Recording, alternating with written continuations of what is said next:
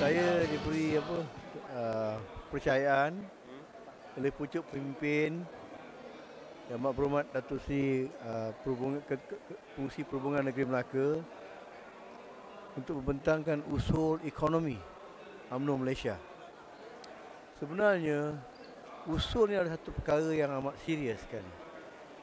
Kita nak tegaskan bahawa usul yang kita bentang ini bukan satu perkara retorik pada setiap tahun. Dan ianya bukan satu perkara yang menjadi ritual tahunan. Bahkan kita nak pastikan sebagai sebuah parti yang menjadi kerajaan, apa juga usul yang kita bentangkan ini akan diambil tindakan oleh kerajaan. Bukan sahaja tindakan dibuat secara formal, kerana semua usul-usul yang dibentangkan pada setiap kali perhimpunan ini dibukukan dan dijaga dengan begitu rapi, dan saya dapat peluang untuk dapat melihatnya. Semua tindakan-tindakan telah dibuat oleh kerajaan dan sebahagian daripadanya telah dimasukkan dalam rancangan Malaysia ke-11 dan juga dalam bajet tahun 2017.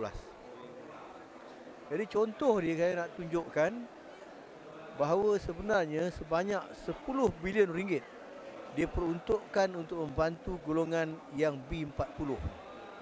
Jadi bantuan tersebut dalam bentuk subsidi dan juga insentif. Lepas tu ada peruntukan sebanyak 1.6 bilion ringgit diperuntukkan untuk pesawah-pesawah padi bagi tujuan untuk berikan subsidi harga dan juga bantuan benih dan juga baja. Lepas tu ada 250 juta ringgit disediakan untuk bantuan insentif pengeluaran getah. Ada lagi 250 juta disediakan untuk tujuan membantu petani-petani semasa musim tengkujuh, iaitu dibayar 3 bulan, dalam masa 3 bulan masa tengkujuh tu. Lepas tu ada juga skim lagi 250 juta disediakan untuk nelayan. Maknanya semua golongan masyarakat diberikan perhatian. Tak cukup dengan itu, kita tengok lebih 740,000 SME usahawan-usahawan kita telah mendapat pinjaman mikrokredit sebanyak 19 bilion ringgit. Ini satu bantuan yang cukup besar. Itu maknanya apa gunanya usul yang kita bentangkan ini. Jadi bahasan saya sebenarnya saya berkisar kepada 3 bahagian. Yang pertama, bahagian pertama iaitu apakah kejayaan kita. Selepas itu kita nak lihat apakah kekurangan dan juga masalah yang masih kita hadapi. Yang ketiganya, baru saya pergi apa tindakan dan cadangan saya.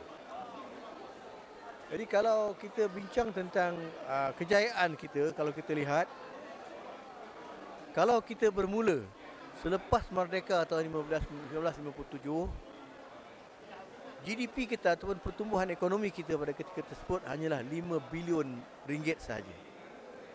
Sekarang ia telah meningkat dengan begitu mendadak sekali, sebanyak 1.2 trilion ringgit. Lepas itu kita ukur pula daripada pendapatan isi rumah.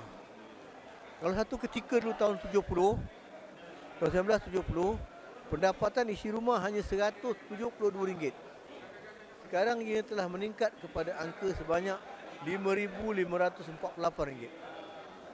Selepas itu apa lagi kejayaan kita? Kita kena ukur daripada tahap kemiskinan. Kalau satu ketika tahun 70, kemiskinan kita semua bangsa di Malaysia sebanyak 49.3%. Sampai tahun 2004, kita telah berjaya meningkatkan lagi pencapaian kita. Sekarang semua bangsa Malaysia tahap kemiskinan adalah 0.6% sahaja. Tapi orang Bumi Putera ni pada ketika tahun 70, tahap kemiskinan dia 64.8%. Sekarang kita dah turun kepada 0.8%. Ini satu kejayaan yang cukup terbaik kali. Lepas tu yang keempat, kita tengok kita punya daripada segi kita punya equity.